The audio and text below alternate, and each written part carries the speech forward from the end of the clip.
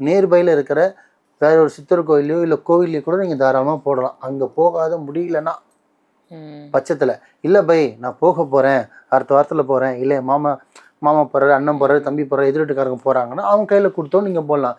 வேண்டுதலை நீங்கள் அங்கே போய் தான் வச்சுக்கணும் இல்லை, இங்கே வச்சுட்டு கூட நீங்கள் போய் போடலாம். இல்லை அக்கம்மா கூட குத்து அனுப்பலாம், உறவினர் கூட குத்து அனுப்பலாம். இல்லை பை நானே அடுத்த மாதம் போகிறேன்னா எடுத்து வச்சுக்கோங்க, தப்பு இல்லை. அந்த மாதிரி ஆளுக்கு நீங்கள் என்ன பண்ணுறீங்கன்னா, அவரை மனசில் நினச்சிங்க, ஒரு பச்சை கலர் துணி வச்சுருங்க, அதை 2 வெள்ளை வெத்தலை, கரும்படையாத வெத்தலை, கருப்பாக வைக்கக்கூடாது. ஸோ காம்பு வெட்டிட்டு அழகாக 2 வெத்தலை வச்சுருங்க. வச்சுட்டு கொஞ்சம் அதில் பச்சை கருப்பத்தை வச்சுருங்க, கொஞ்சம் விபூதி வச்சுருங்க. ₹1 நாணயம், ₹1 நாணயம் எப்படி இருக்கணும்னா நல்லா தேஞ்சி ₹1 பில்லே மறைஞ்சிருக்க மாதிரி இருக்கக்கூடாது, ஒரு புது காயினாக இருக்கணும். அதை எடுத்து அதில் வச்சுருங்க. அழகாக அதை சின்னதாக கட்டிடுங்க. இவ்வளோ பெருசாக மூட்டை சாமி மாதிரி இவ்வளோ கட்டுறது ஐயா மாதிரி சின்னதாக கட்டுங்க. சும்மா ஒரு 2 சிட்டிக்கு விபூதி, கொஞ்சோண்டு பச்சை கற்பூரம், 2 எல்லாம் சேர்த்து அழகாக அந்த ₹1 காயினோட கட்டிட்டு அதை எடுத்து என்ன பண்ணிங்கன்னா உங்களோட பணம் வைக்கிற இடத்துல வச்சுருங்க. இல்லை பூஜை அறைன்னா பூஜை அறையில் வைக்கலாம், லாக்கரு, பீரோ, நகை டப்பா எங்கே வேணால் வைக்கலாம்.